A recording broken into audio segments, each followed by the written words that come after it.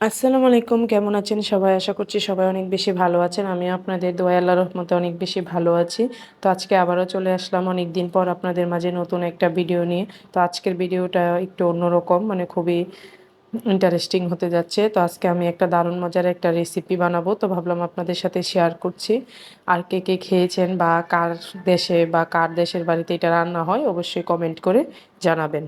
তো যাই হোক, এখানে আমি যে রেসিপিটা তৈরি করব সেটার জন্য আমার পেঁয়াজ বাটা লাগবে, আদা রসুন বাটা লাগবে, তাই আমি এইগুলো সব কিছু ছিলে ভালো করে বেটে নিচ্ছি।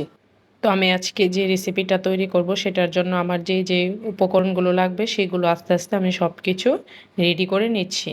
এই রেসিপিটা তৈরি করতে আমার লাগবে লাউ, একটা লাউ, আর লাগবে মাছের ডাউলের গুঁড়ো, মানে মাছের ডাল গুঁড়ো করা, আর হচ্ছে আদা রসুন বাটা, পেঁয়াজ বাটা, এইগুলোই আর কি। তো আমি কি কি উপাদান দিয়ে তৈরি করব সেই সব কিছু রেডি করে আপনাদের সাথে শেয়ার করতেছি।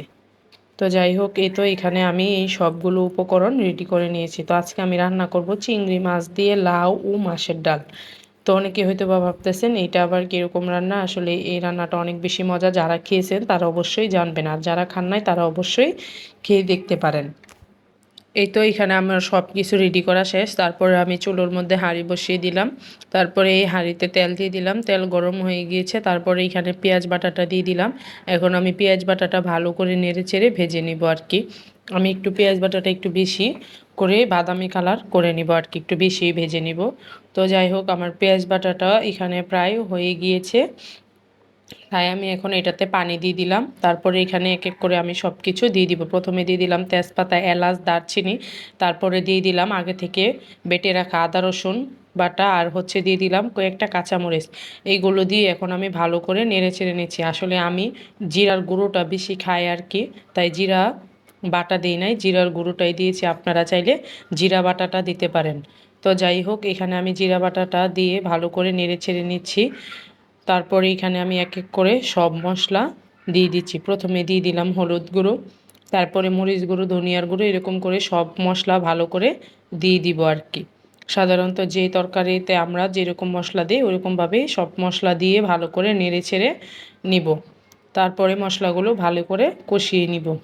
এই রান্নাটা আমাদের নরসিংদীতে অনেকটাই অন্যরকম বা ব্যতিক্রম। আমাদের নরসিংদীতে এই রান্নাটা অনেক কমই করে খাওয়া হয়। আসলে আমি শহরে দেখি এক এক দেশের মানুষ এক এক রকম রান্না খায়, তো এই রান্নাটা আমার কাছে অনেক বেশি ভালো লেগেছিল। এই রান্নাটা আমি আমার এক টাঙ্গাইলের আপুর কাছ থেকে খেয়েছিলাম, ওনার বাসা ছিল টাঙ্গাইল। তো ভাবলাম আজকে আমিও রান্না করি আর আপনাদের সাথে শেয়ার করি। আর মাঝে মধ্যে একটু ইউনিক রান্না করতে কার না ভালো লাগে, আমার তো অন্যরকম রেসিপি ট্রাই করতে অনেক বেশি ভালো লাগে। তো যাই হোক, এখানে আমার মশলাটা ভালো করে কষিয়ে নিয়েছি। আপনারা দেখতে পেয়েছেন কালারটা কত বেশি সুন্দর এসেছে। তারপরে এখানে আমি ছোট চিংড়ি মাছগুলো দিয়ে দিয়েছিলাম। তারপরে এখানে চিংড়ি মাছগুলো দিয়ে ভালো করে নেড়েচেড়ে মশলার সাথে মিশিয়ে তারপরে এখানে আমি লাউয়ের আনাজগুলো দিয়ে দিয়েছি। এখন আমি এগুলো ভালো করে নেড়েচেড়ে মিশিয়ে নিচ্ছি। এগুলো ভালো করে নেড়েচেড়ে মিশিয়ে নিব মশলার সাথে, যাতে সবগুলো মশলার সাথে মিশে যায় আর কি। এদিকে সবগুলো আমি ভালো করে মশলার সাথে মিশিয়ে দিয়ে তারপরে চলে গিয়েছিলাম মাছের ডালের গুঁড়ার কাছে। এখন আমি মাছের ডালের গুঁড়াটা ভালো করে পানি দিয়ে আস্তে আস্তে হাত দিয়ে মিশিয়ে নিব। আসলে আমি একবারে পানি দিয়েও এটা করতে পারতাম, বাট একবারে পানি দিয়ে করলে এটা দলা বেঁধে যাওয়ার সম্ভাবনা আছে, তাই আমি এটাতে একটু একটু পানি দিয়ে এটা ভালো করে গুলিয়ে নেওয়ার চেষ্টা করতেছি। তো যাই হোক, আমার মাছের ডালের গুঁড়াটা আমি ভালো করে গুলিয়ে তারপরে এটা আমি লাউ তরকারির উপরে দিয়ে দিব আর কি। তো যাই হোক, অনেকে হয়তো বা ভাবতেছেন এটা কীরকম, তবে এটা অনেক বেশি ভালো, অনেক বেশি মজা। আপনারা খেয়ে দেখবেন, আমাকে অবশ্যই কমেন্ট করে জানাবেন কারা কারা আমার রেসিপি দেখে ট্রাই করেছিলেন। তো যাই হোক, এখানে আমি মাছের ডালের গুলিয়ে যেটা গুলিয়েছি ওইটা আমি দিয়ে দিলাম। মাছের ডালটা, গুলানো মাছের ডালটা দিয়ে দিয়েছি। তারপরে এখানে আমি পরিমাণ মতো এখন পানি দিয়ে দিব। পরিমাণ মতো পানি দিয়ে একটু নেড়ে চেড়ে নিব। যখন আমার এই ঝোলটা ঘন হয়ে আসবে তখনই আমি বুঝে যাব যে আমার লাউ তরকারিটা হয়ে গেছে। আপনারাও বুঝে নেবেন আপনাদের তরকারিটা হয়ে গেছে। তো এখানে আমি ভালো করে নেড়ে ছেড়ে নিচ্ছি। তো এই তো আমার রান্নাটা প্রায় শেষ হয়ে গেছে। তো আমার রান্নাটা কীরকম হয়েছে আর ভিডিওটি আপনাদের কাছে কীরকম লেগেছে অবশ্যই কমেন্ট করে জানাবেন। সবাই ভালো থাকবেন। ভিডিওটি ভালো লাগলে অবশ্যই লাইক কমেন্ট শেয়ার করে পাশে থাকবেন। আল্লাহ হাফেজ।